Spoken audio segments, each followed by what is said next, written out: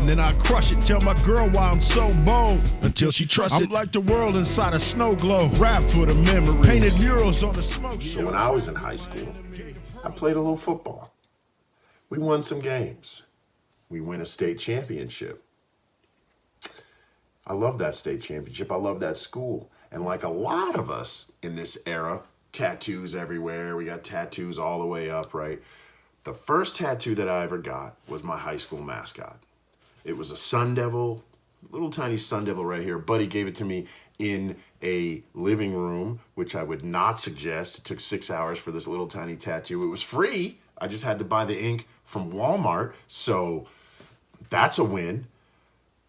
Anyway, what I say is I love my school. That place taught me how to be who I am. It gave me some experiences that sort of shaped and ensured and secured who I was.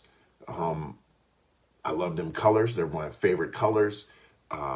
Anybody that knows, right? I love that school. We go back to our reunion, and the only state championship we ever won in football was my year. These guys still talk about it. I talk about it.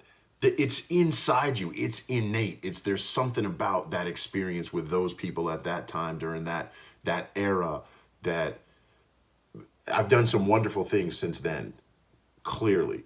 But that is part of my life that I will never fully forget or alleviate. There's just something about that part. It did some things to me, right? You go to the reunion, it's 30 years. They're, hey, all state champions, come up here for a picture, right? And my school won wrestling state championship, baseball, I think basketball, track, a bunch of them. But football, it was the major thing, right? And so last year, it was the 50th anniversary of the actual school opening. The school had been open for 50 years. And so I went to that. I went to that experience. And what they said in there was, we are changing the mascot. Change the mascot. I'm the mascot. I am the mascot. I am an El Dorado Sun Devil. There's no dispute. I didn't graduate from any other school. I don't have any other high school tattoos. I didn't play for any other school. I don't care about any other school. I'm an El Dorado Sun Devil, maroon and gold all the way.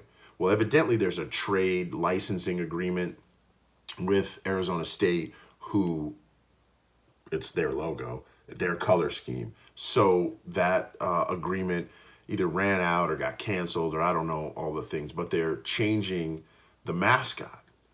And now they're going to be the El Dorado Firehawks.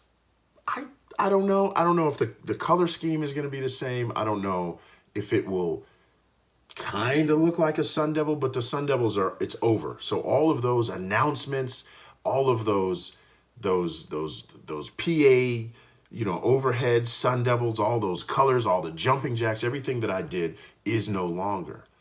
And what you have to realize is, who are you for real? Right? If I'm attached to a place that doesn't exist anymore, and that's my real identity, that's really what I'm about, then how do I go on? And how do I move forward? And it's true every place, right? We got this kid who's a lacrosse kid at my kid's school, right? High school guy, graduated, moving on to college to play, gets a tattoo right around graduation that's the bulldog, and his lacrosse stick says state champs. And I kind of chuckle because I know for him, that'll last forever. It's the same experience, and that school's been there. The name of the town is the name of the school, so it's probably not going anywhere. But then I watch right around the time that he gets his tattoo, they announce that my school is no longer. And what happened if they destroy the school? It's too old, so they raise the school. They change the mascot, they change the color scheme, they change the name. Anything could happen to what you anchor to in life. And so the idea is that it's such a big part of my life. I still owe it to myself to anchor within. I still owe it to myself to understand that those experiences and those people and they're part of who I am. And just because the school's gone doesn't change anything for me. It doesn't change anything for the people that I went to school with. I start getting all these text messages and emails, and they're basically links to newspaper articles in Las Vegas where I grew up about changing the mascot, all these different stories. And I kept thinking, like, why are you so up in arms? I love that school, but I just don't care. It's not my school. I haven't gone there for 30 something years. It's not mine. And if they want to change the mascot, as much as I love that mascot, they're well within their rights to do that. And so allowing this outside influence to change how you view yourself and how you view the world, and what frustration you have, and yada yada yada, thus and so, I can't fathom that. I don't understand that. It's sort of it's, dare we say, right? It's a weakness in the way that here's an opening that somebody else can control you. And some of the people that are sending me these emails didn't play anything. They weren't on any team. They weren't really attached to the school, right? They didn't earn, for the school. So it's like, man, you're a bystander and you're upset. Maybe it's because you're a bystander that you're upset. The idea, though, is when you have experiences in your lives, put them inside of you. Make them part of the fabric of who it is that you are. And that's the way that people cannot remove that. But if it's something that you're leaning on or something that you need in order to identify yourself, whether it's your job, right? Like a lot of guys worked in my job, and then you can't retire because who am I? I have some rank here, and if I retire, then nobody's going to respect me. I'm just going to be a regular person. Sports people talk about that a lot. These professional athletes, you're in the limelight. You're the guy. You're scoring all these points. You're doing all these wonderful things. And then you retire and you have to start telling people what you used to do. They don't just know. And so if those things are not innate, if what you have battled and what you have accomplished and what you have done in your life are not innate, they can be ripped from you. And then you'll spend the rest of your time spinning your wheels trying to re-accomplish some of the things that you think you are owed and that you are due. And that's a very terrible situation. And it's a horrible thing to watch, right? We've all seen these old athletes and old retired firefighters and cops, and you're trying to regale us of these stories that they don't matter anymore. Your time has passed, right? And I don't want to be that. Like I say, I love my school, but I've done other things. I'm not the high school guy that those were the best times. I've written books after high school. I've had careers where people, oh, this guy's great. I've had accomplishments. And so because you love a thing that is in your past doesn't mean that that is what I sort of identifies you, and that's what you have to be attached to. And so when I retired, the question was always, I've been attached to something since I was a child. And if you are not attached to something, then you're out there wayward. And so what you have to do as an adult is create something to be attached to. When I was a kid, I was the elementary school, right? And then for years, I was the El Dorado Sundevil. I went to University of Redlands. And so here I am. I'm a bulldog. And then you get out and you get this job. I work for the sheriff's office. I'm a deputy. I'm attached to something. And then all of a sudden, there's no more high school. There's no more college. There's no more job. You're just out here. You're just out here.